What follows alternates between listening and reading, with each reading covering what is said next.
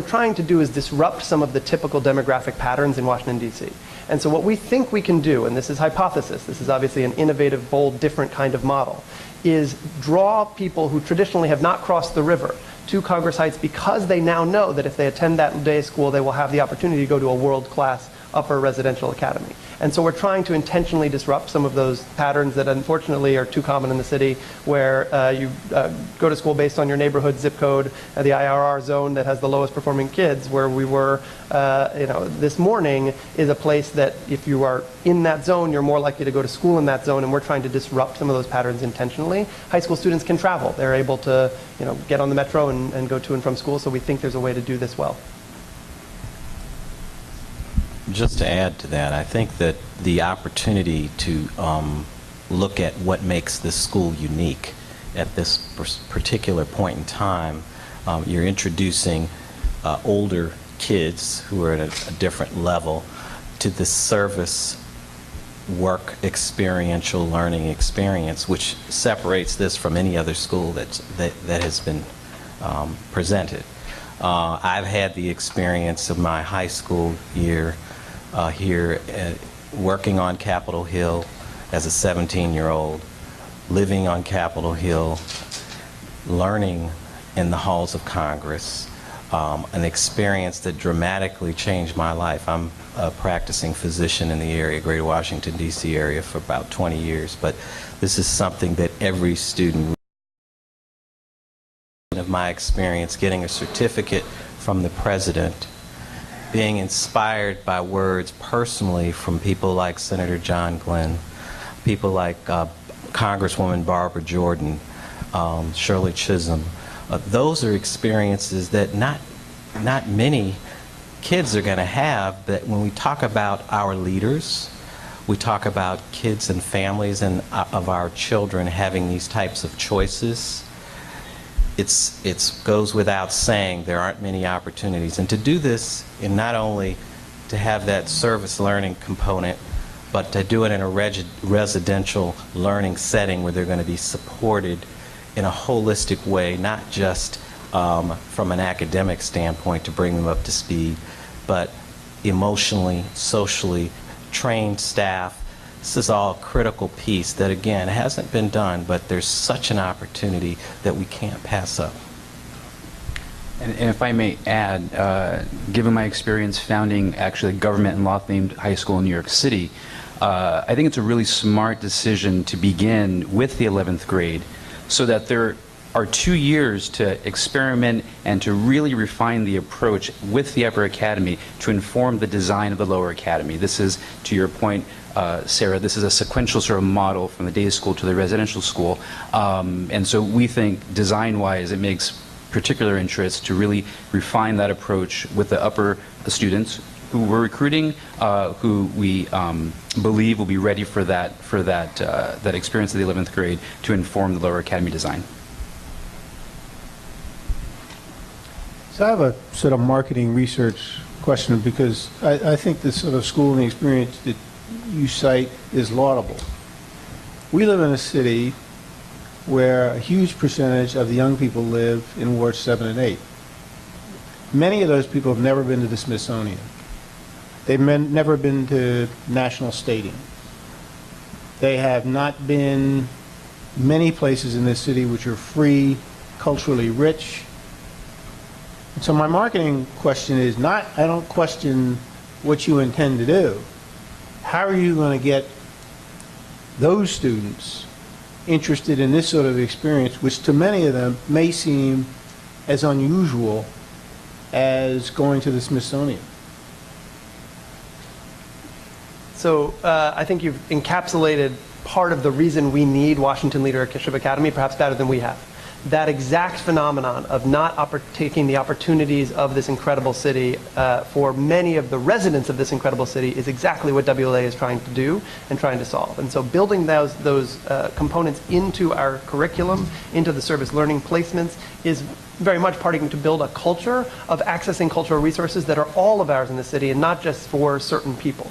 So part of the reason that we've broken the day school and the residential facility into two pieces is to allow us to build that culture in the day school so that by the time they're ready for high school in the long term in the residential school, they will have those academic skills to access those resources. So if you can't read in the 9th grade, if you're not on grade level in the 9th grade, a lot of the Smithsonian doesn't work for you because it's so text-rich and literacy-based. So we need to build those core skills so that by the time you leave high school with your mastery-based diploma, that you are actually ready to enjoy not just those civic resources, but the civic resources that the city and others provide for the rest of your life. And I'm going to posit that there are a lot of schools that actually make a really tremendous strategic mistake. It's not that the students don't want to go and visit those facilities. It's not that the teachers don't want to take them. But how oftentimes, and let's talk about government and civic participation, that's usually treated in most schools as a class. It's the senior government class, or it's a special program, or if you happen to be on student council. So we reserve these experiential moments that resonate so deeply with young people and adults alike for a very selected amount of time, a select number of students. We're really going to flip the script with Washington Leadership Academy to make sure that that is a daily expected part of the experience. There's no reason why. I think there's a tremendous waste of capacity in the city around civic education. There's no reason why any number of schools are not taking advantage of these free resources that our tax dollars pay for. And so we're going to leverage that to enrich the education, to really ground it in that experience so that it's a typical, it's a common thing, so that the students actually feel entitled and motivated to engage in their democracy, to engage in these institutions, to own them as they should. And that's really what's informing the design of the approach to curriculum and to the learning environment in general. I know I've got one more. So you've heard tonight, and you probably know in this landscape that a lot of schools that have had and do have some sort of dormitory experience problems.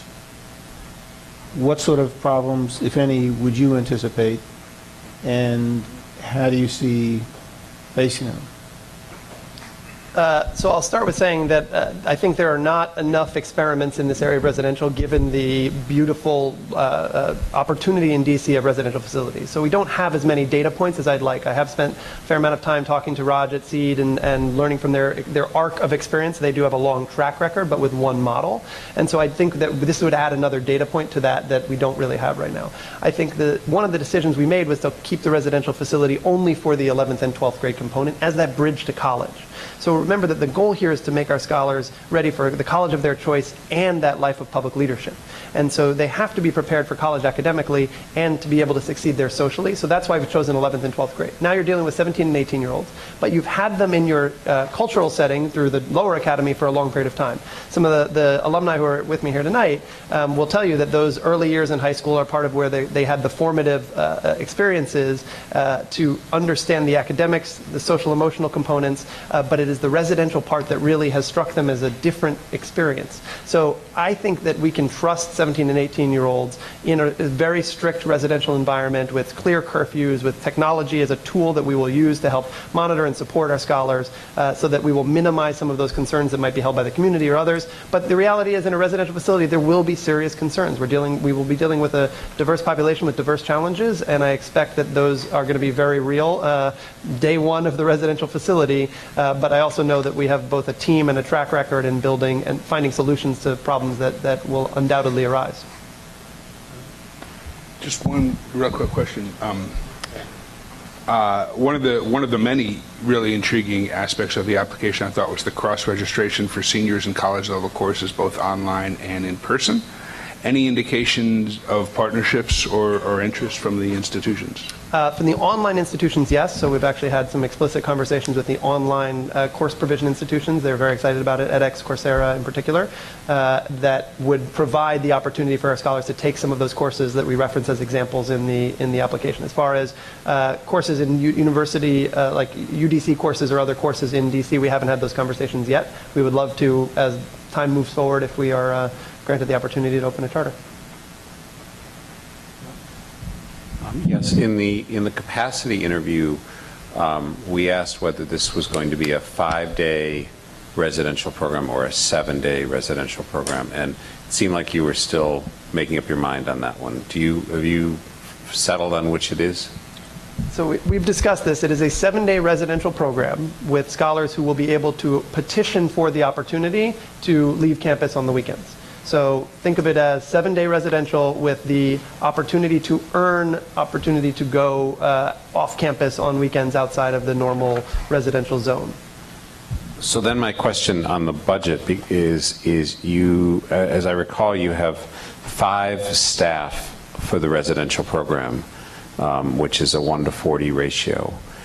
Is it the plan that they would work 7 days a week, or would that 3 of the staff would work for the 5 days and then 2 would work for the weekend? How do you plan to staff for that extra 2 days? And then as a secondary question, what would be the typical, walk me through what the students would do from Friday night to Monday morning in your residential program? Great question. So first is, I think in year 1 we actually have 4 residential facility staff members, FTEs, for 100 students. And so I think we built it to be closer to 25. And I also think that we put in FTEs in that section specifically. We believe that some of those people will be actually multiple people filling an FTE. So 2 residential staff might not be full-time, but might be part-time. And that will also improve our ratios overall for the parts of the weekend, for example, where we might not have everybody, the entire FTEs on staff in the weekends. You might have shifts, so to speak, over the course of a weekend. So I don't know if that thoroughly answers your question, but let me try to walk you through what a weekend looks like. The first is that from Friday evening, there's a curfew. There'll be a fair amount of free time on Friday evenings after their service learning and their long school day on Friday when they've done their labs and their coursework and their seminars. There'll be a fair amount of free time on Fridays. That's one of the times that we've built in for some relative downtime. On Saturdays, we will likely have what we used to call a Washington interdisciplinary course. And the Washington interdisciplinary course is exactly as we're discussing, travel to the Smithsonian, travel to some of the cultural resources across the city that are structured school-based activities led by residential staff rather than academic staff. There'll be, I think, some overlap between the two, but this will be primary residential.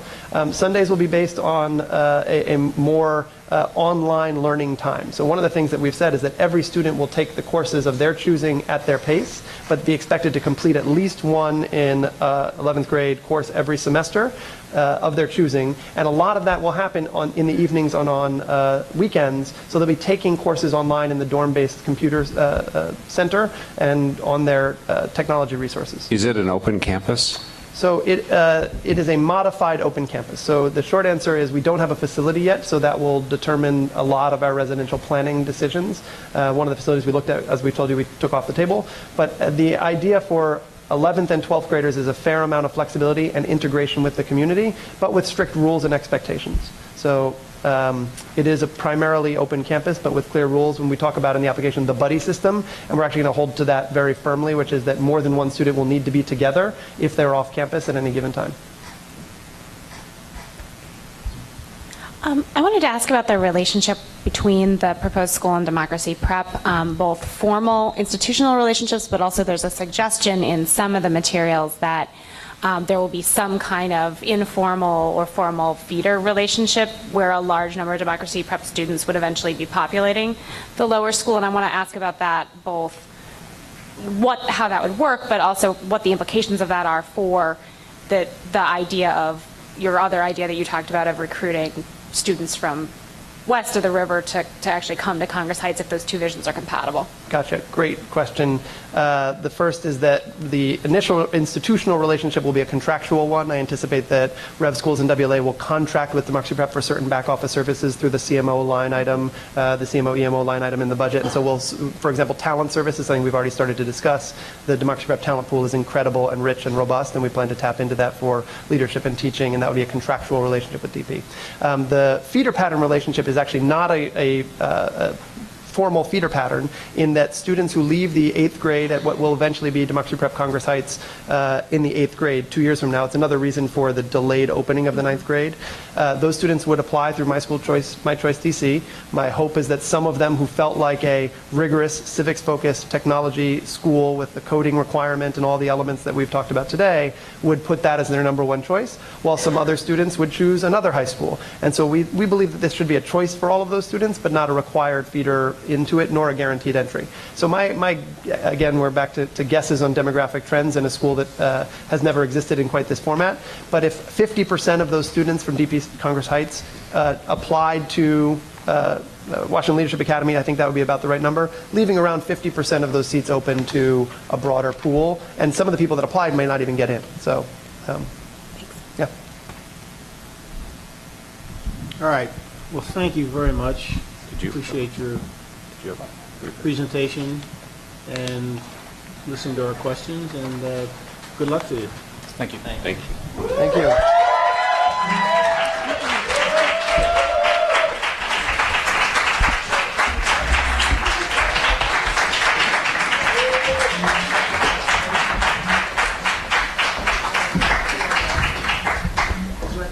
Okay, so that concludes the formal presentations for the evening.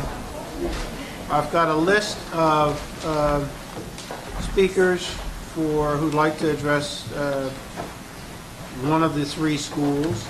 I'm going to ask Scott Price, who's a ANC representative and therefore an elected official, to lead off, and he, as an elected official, will give him more time.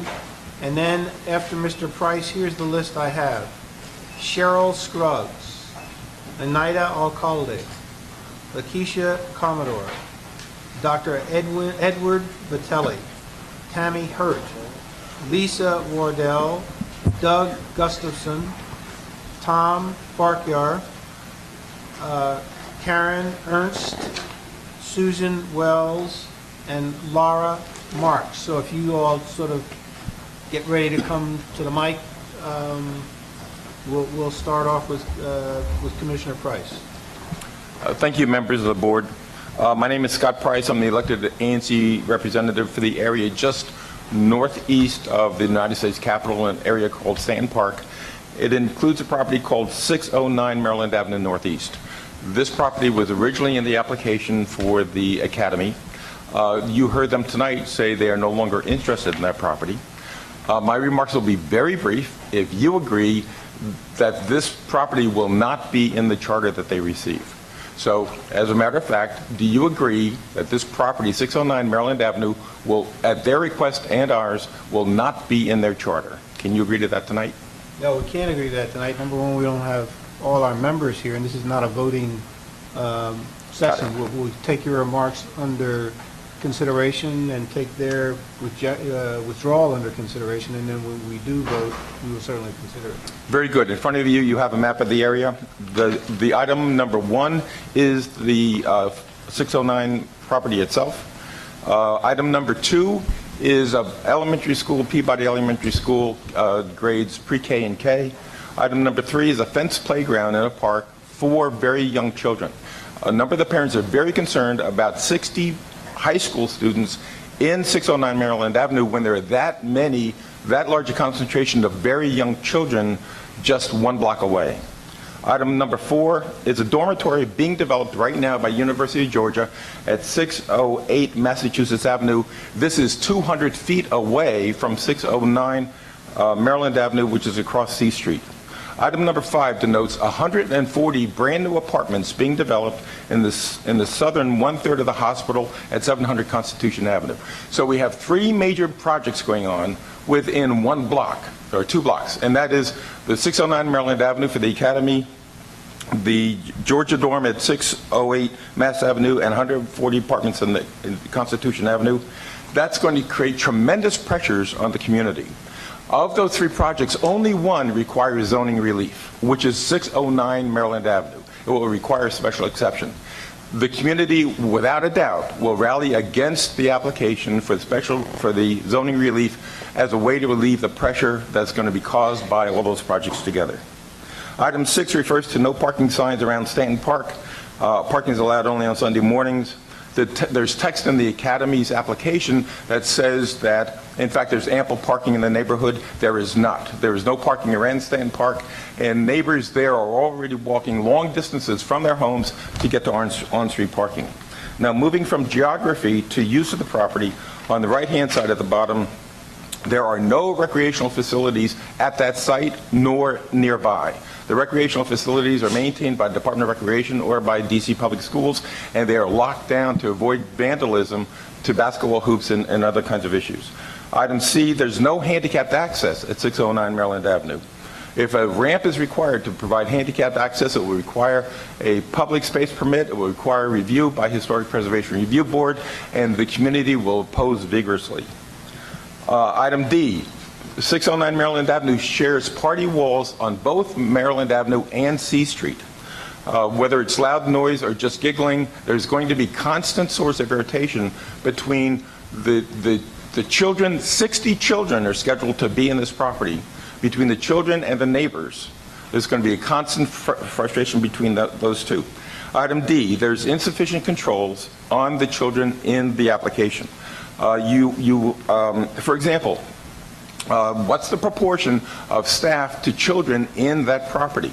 I heard before is like 1 to 40, maybe 1 to 25. You will find on page 4 of my handout, the bottom bullet, the Washington Leadership Academy agrees it should be 1 to 10, one staff member for every 10 children. At the Georgia dormitory, it's 1 to 15, and that's for college students, interns, who are much more mature than the high school students will be. The second page of my handout is the Academy letter, officially letting you know they're no longer interested in the site. Bottom line, it would be difficult on Capitol Hill to find a worse place to put 60 children, regardless of how many folks will be there. You're probably familiar with a seed residential high school. I think that's 2 or 3 acres. They have their own parks, their own parking, they have tennis courts, they have basketball courts. None of that exists at Stanton Park. One final issue is noted in the red box on the bottom. A number of neighbors where I live are wondering why DC tax dollars should be paid to provide residence for high school students who live 2 miles away. Their homes are within 2 miles, all within DC. I appreciate your time. Do you have any questions for me? I don't. Thank you very much. Thank you. All right. Good evening. Have a good evening. Okay, Ms. Scruggs?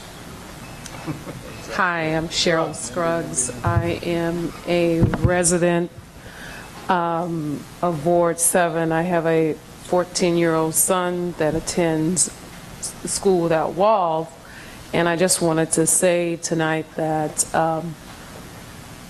while we won't, or my son won't get the benefit of Washington Global, but I am in support, I stand in support of having a school like that in our community.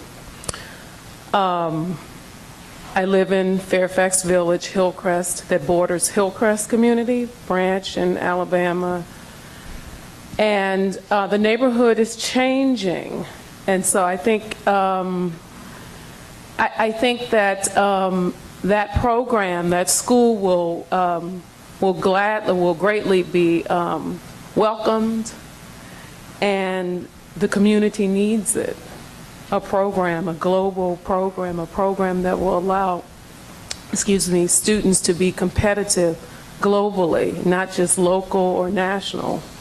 So I really stand in support of it.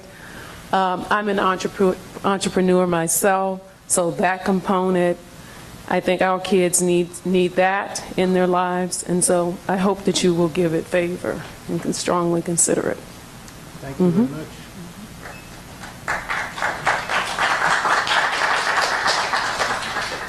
You are not Anita Caldy, are you? No, not anymore. Okay. How about Lakeisha Commodore? No. You've been through several. How about Edward Vitelli? That's right. All right. I live in Ward 2, and I'm commenting on Washington Global's application, and thank you for the opportunity to do so. I'm just going to read my brief statement and leave it at that. I worked alongside two of its founding members, Elizabeth Torres and Candace Cluse, for several years at the U.S. Department of Education, and I've had the privilege of knowing them for even longer than that. I've known them to be dedicated and experienced educators who are committed to DC, as well versed in local and federal education policy, as they are passionate about ensuring every child in the classroom learns. They are tenacious workers who are willing to do what needs to be done to achieve their goals. I'm confident, if given the opportunity, that Washington Global will be another charter school success story. As a one-time 8th grade teacher myself, I'm heartened to know that Washington Global is a middle school. As we know, middle schools in DC have attracted a fair amount of attention over the past few months. A February Washington Post poll indicated that less than half of DC residents would send their child to a DC public middle school, traditional or charter. A school like Washington Global, with its strong leadership, its ambitious academic content, its emphasis on community and service learning, and its focus on closing persistent achievement gaps, can help change that narrative. It can bolster DC residents' faith in the value and the importance of public charter schools. I've also had the privilege of working in DC public charter schools myself. I believe that Washington Global has the professional experience and know-how, the community partnerships, and the determination to meet the unique challenges that come with running with a successful charter in DC. For me, the ultimate question of a school is the answer.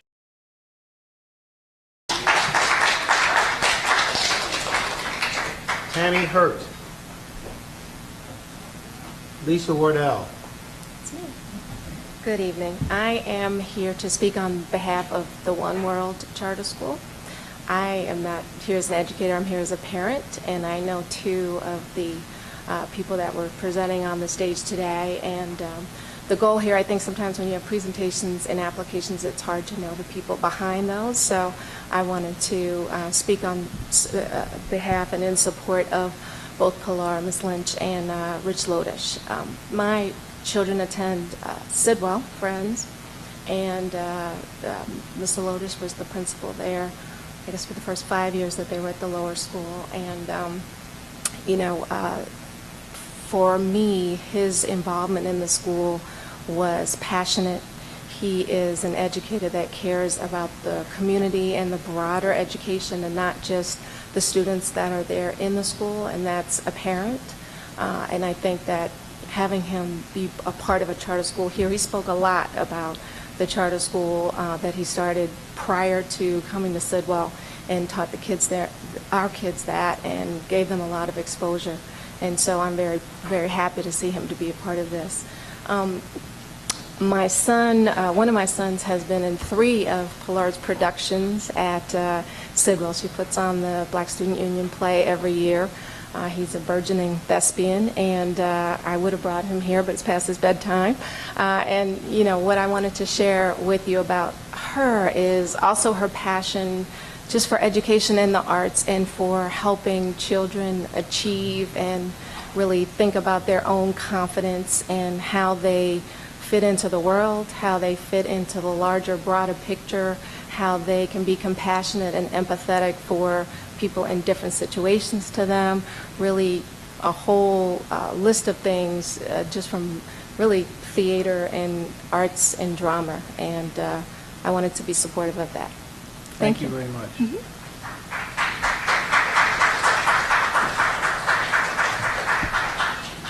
Doug Gustafson. Doug Gustafson it is. I'm a board member of the One World application. My history is international project finance. My avocation is music and education. And after I retired from my full-time work as project finance, I have a lot of experience in governance of various international boards in the private sector. So transparency, money, accounting, keeping things on track is important to me. Why am I involved in this? Well, I got involved because of the people. I think basically you have a very tough job, the staff here and the board. You're making bets on people, management, as it were. Can these people pull things off? And the reason I got involved with this group was first through